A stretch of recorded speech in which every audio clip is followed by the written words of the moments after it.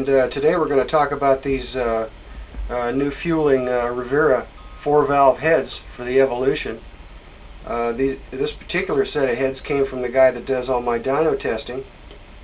He wanted to know why they didn't work right, so he sent them to me, and you know, we gave him a pretty thorough going over. But before we get into the details, I'm going to show you guys how we use these flow charts. Okay, starting at the top of the page, I'm just going to run down everything to you, and then we can proceed with with the specs on these heads. First of all, what we do is we write the description of the test head. In this case, it's a Fueling Rivera 4-valve with a tooled finished ports, which is what we use in all of them. Here we have valve sizes. This is the intake, 1.472. The exhaust over here is 1.172. And then we have the air density figured in here. We always use the 10-inch figure. It's a standard in the industry. Some people like to use other figures to try to exaggerate their flow specs, but the honest and straightforward way to go about it is to stick with the 10 inches, and that's what we do. Right in here, we figure our correction factor for each particular flow range, all the way up to the largest one over here on the far right side, which is 185.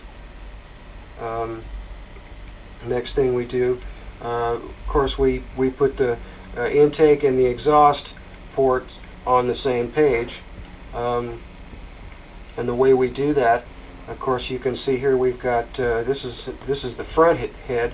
Here's the front intake, and we run that over to 600 lift, and then we start the front exhaust, and we run it over to 600 lift. Here's the here's our 10-inch mark. We always put 10 inches in there, although it's already on the page in a couple places. These particular heads, we had to use 800. We had to use 8 inches for the on the intake ports at 400, 500, and 600 lift, because they flowed so much air they went right off the scale. So we had to drop down into the 8-inch, and that's the only time that we've ever deviated from the 10-inch figures on these particular castings here in these three ranges. As you can see, we've got 100 up to 600 on the intake, and 100 up to 600 on the exhaust. That's the valve lift that we're testing at. And the next line here is the corrected flow range according to the air density, of course. And this is the percentage. This is the percentage line. How many percent at this particular flow range, and then we calculate the CFMs right here on this line. This is a leakage, which we never have, and test CFM is unnecessary.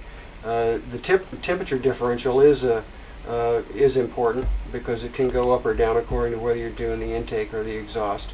So we always figure that in. And then there's on this line here are the differential factors. Next line down is corrected CFMs, which in these three ranges we had to correct the 8 inches back to 10 to arrive at the proper figure on a 10-inch scale, which is the bottom line. This is the end result. CFMs across the board there. And we find something else is very important to mention on this. Of course, you can see here the percentage of increase in the intake, 6%, percentage of increase in the exhaust, 25%, and the most important actually is the exhaust to intake ratio, and that's what's wrong with these particular heads. I'm going to flip the page here over to the graph side. We transfer these bottom line figures onto a graph, which is a lot easier for you guys to read and understand. I'm going to flip the page here. Okay, this is our graph. Up at the top of the graph, we write in the front head the valve sizes again. And here's our 10-inch mark again.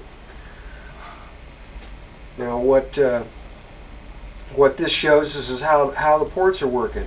And I mark a before and an after so I can tell which exact line we're referring to. And in this case, I can probably right now start getting into some specifics on these particular heads. What we found was we found some good news and some bad news. The intakes were especially high. They were extremely high. For example, here's the intake port on the front head, bone stock, and the CFMs, it looks like 165 right there.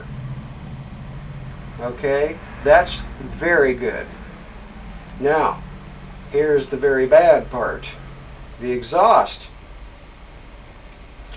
100 and maybe 8 CFMs on the exhaust.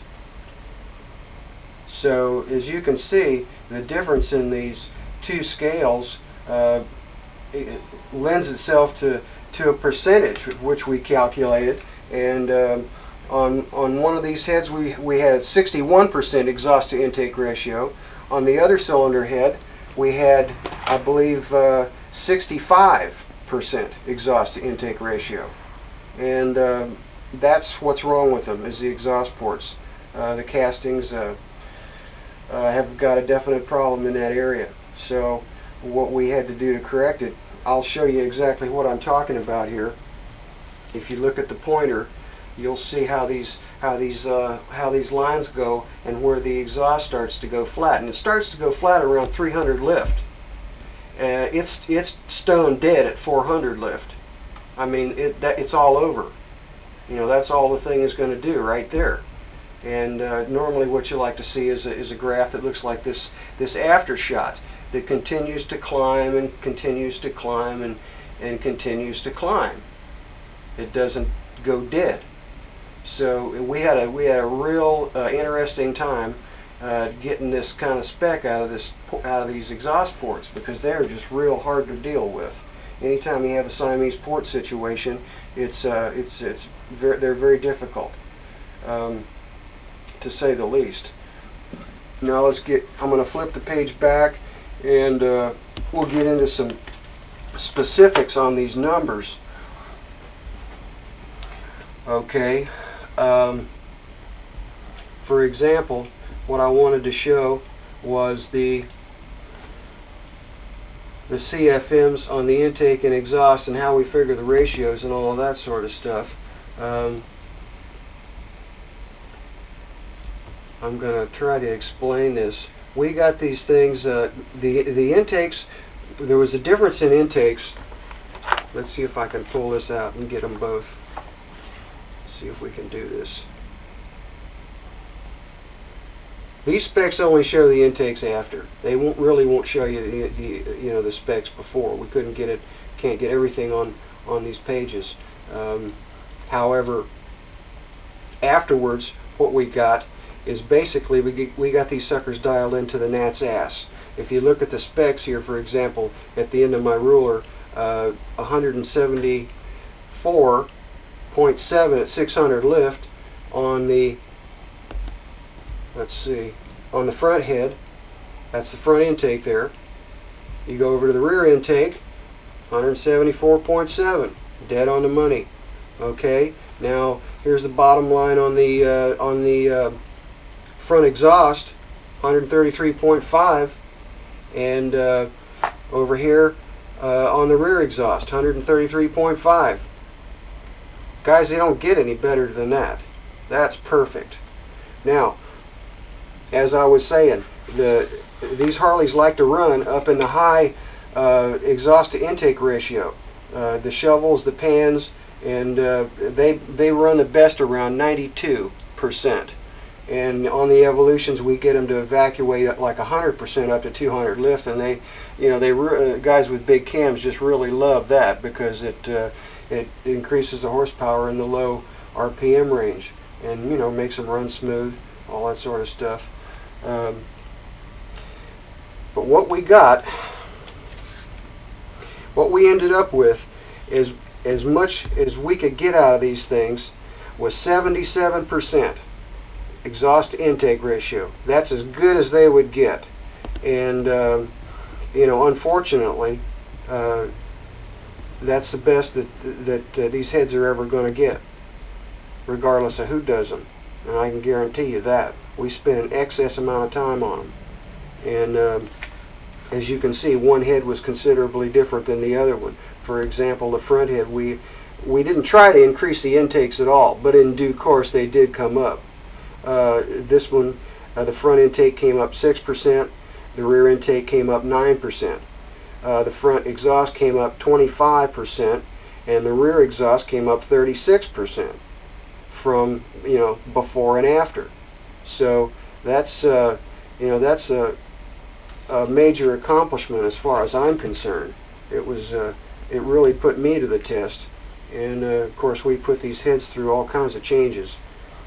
We had them on and off the flow bench probably 15 times in this process of events. So it's really quite a bit of work, and quite expensive job too, by the way. You can take a look at this. Take a look at the head again, and we'll talk some more about some of the other specs in a minute. Through these flow charts and show you some of the other applications. For example, here's our standard Harley-Davidson 1340 casting, and as you can see up here, we've got the application, we've got the the tool finish ports, and by the way, that's all we use because it's absolutely necessary to atomize this fuel. We've gained more horsepower with the atomization than anything else.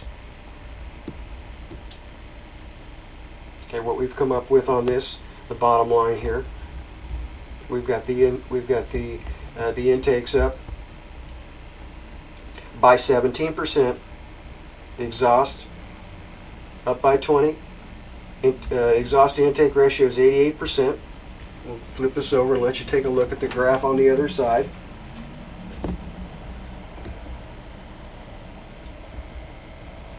You can say intake before intake, exhaust before intake before, exhaust after intake after, and you can relate them to where the curve stops. We only run these guys up to 500, which is really all they need as far as we're concerned. Most of what we do is for the guys that ride them on the street. We're not really interested in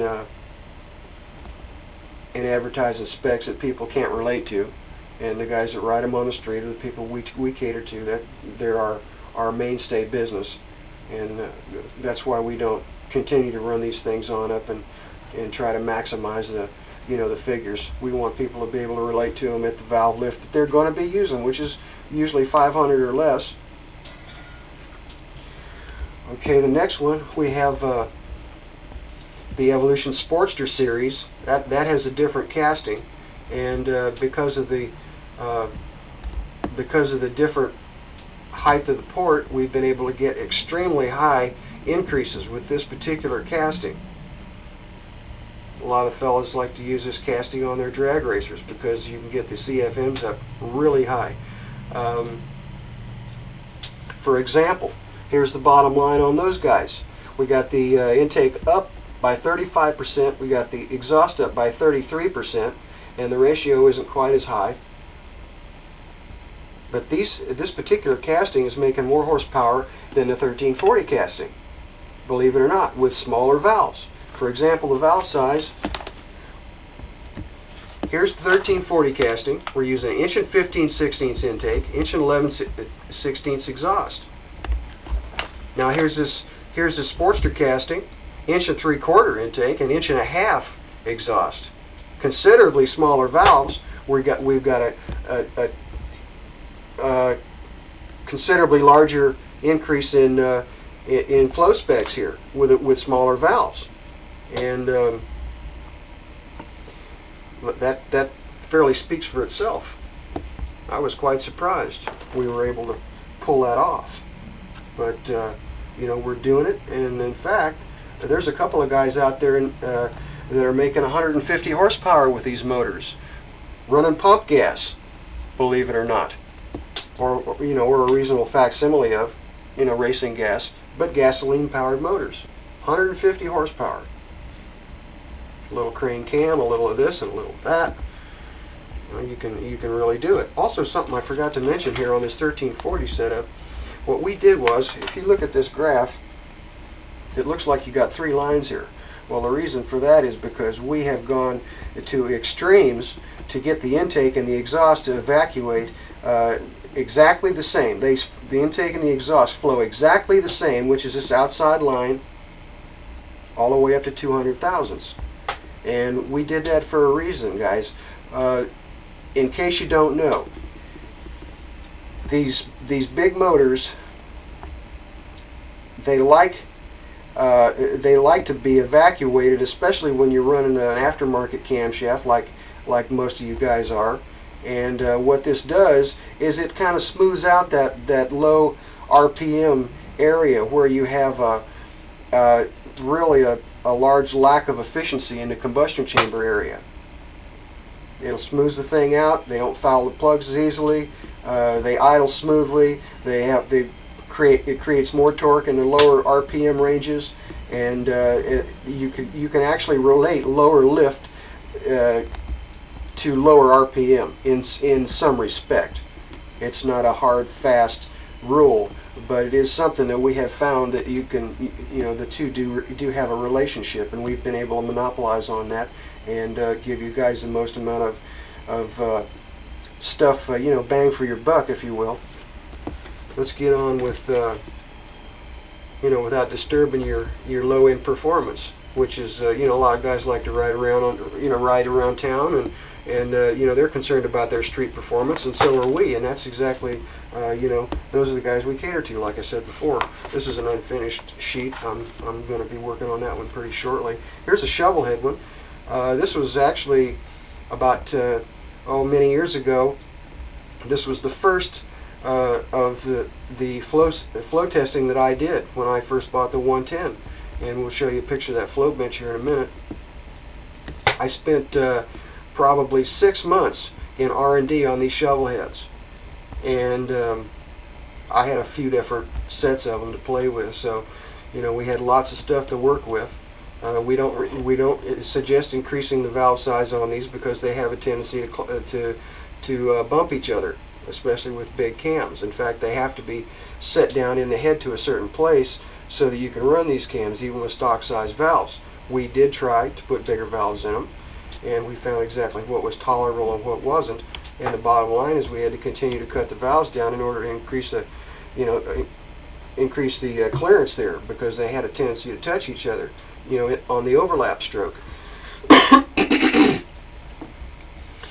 specs on these shovel heads, bottom line here, we're increasing the intake 22%, the exhaust 15%, and the exhaust to intake ratio is 92 at 500 lift. What we're getting for specs on these things, if you looked at them, I haven't really been mentioning the we used to run this flow chart up to 600 too, and I'll tell you what, you're looking at about 136 CFMs at 500 lift. With the valves and stuff the way we were using them, these things jump right up to 165, right up there, almost off the map at 600 lift. So they have they have a tendency to go a lot higher, but like I said before, we're not trying to impress you guys with big numbers in areas that you're not really going to be, that we recommend you operate these engines. So we broke the chart back down to 500 and just cut it off there. As you can see, we're still climbing, but the neat part about these shovel heads, these things just went straight off the map over 500 lift on the intakes, and it was pretty amazing to me, to myself and a few other people. I showed these specs around the industry, and guys would ask me, well, where are you welding them, and what's your trick? And we weren't welding them. We just had some other neat shit we were doing to them. And of course, I'm not at liberty to discuss all our tricks, but we've got our little niche carved in this business, and I think we're the best. You can sure get more bang for your buck, and we guarantee you that. Here's some panhead specs right next to it. We did a couple of things to these pans. They have a terrible exhaust port. It's hard to do much with them, but we were able to. We put the shovel head intakes in them, and we were able to come up with 26% increase on the intakes, 11% on the exhaust, and 92% exhaust to intake ratio again, just like the shovel head. So, we're able to give all you guys, no matter what kind of Harley you got, more bang for your buck. Here's the back side of this chart. Pretty straightforward. We've got the intake and the exhaust after are still climbing. They're climbing right together with each other. They're not falling off like the curve dies off here like before. Okay, over here on this other page we've got the cast iron Sportsters, 900 and 1000 cc. This particular flow chart has got the R model exhaust valves in it. They come with inch and 15/16 intakes. The standard 1000 cc jobs have an inch and 9/16 exhaust valve, as you can see right here. And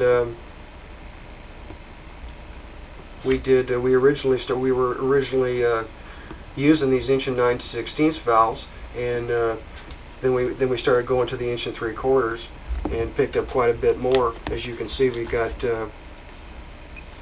for example, check this out. Plus, we got the exhaust to intake ratio up where it should be. With the stock size valves, 75% exhaust to intake ratio isn't that hot, and we got it up considerably more. We got it all the way up to 84. We got the exhaust up from 10% increase all the way up to 28, which is what they really needed. These iron Sportster heads need they need a lot of work in the exhaust. The intakes are aren't all that difficult to deal with. However, we did get we get the intakes up to 20%, which is real good, and we're real pleased with that. Again, we're not trying to blow guys away with big figures. These intakes only flow 120 CFMs at 500 lift. But believe me, that's plenty. That's plenty for these motors. That's quite a bit of air. You're looking at our flow bench. This is just your basic generic Superflow 110, and as you can see, it doesn't have any fancy gadgets on it. There's nothing really special about the flow bench itself, except that it's a good one. It's real accurate. It's easy to calibrate. I'll point out a couple of things on it. Here's our calibration right there. Is the number 10 line that we calibrated at. Here's your temperature gauge for checking the differential. This other stuff is a little difficult to see, but this is actually where we get our percentage. Up on top are the different flow ranges. These are a string of corks that actually that we remove according to what flow range we want to put it into, and it's done a good job for us. The trick is not actually in the flow bench. The trick is in the mind of the guy that uses it, and smoke and mirrors is a kind of a coined phrase, but we have used smoke, and we used a lot of other little gadgets to help us figure out what needs to be done to these ports and where, and how much as well. So here's another photograph of me with a shit-eating grin on my face about 10 years ago. I thought I was a real wise guy. I just figured something out that puzzled me for years, and I was tickled pink. That was with the Shovelheads. If you come down to this page down here, you'll see the tool finish that we originally started using. This tool finish isn't something we just recently pulled out of the hat. We've been developing this for about 12 years now. And when we first started out with it, we used a real fine finish, and we ran it all the way up to the edge of the valve seat. Now what we do is we've got a little coarser finish we use down in here, and we polish from about here up to the edge of the valve seat.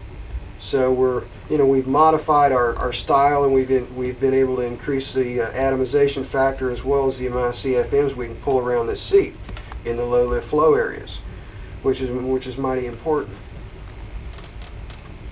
I believe that's just about it. Yeah, here's another one. This photograph up here is another shot from the combustion chamber side of our tool finish, the original tool finish. That's now about 12 years old. We've got it pretty well fine-tuned, and that's just about the end of this book. These are some old Shovelheads. Not too much new to show you. That's about it, guys. We're going to cut it off here and pick back up out in the shop.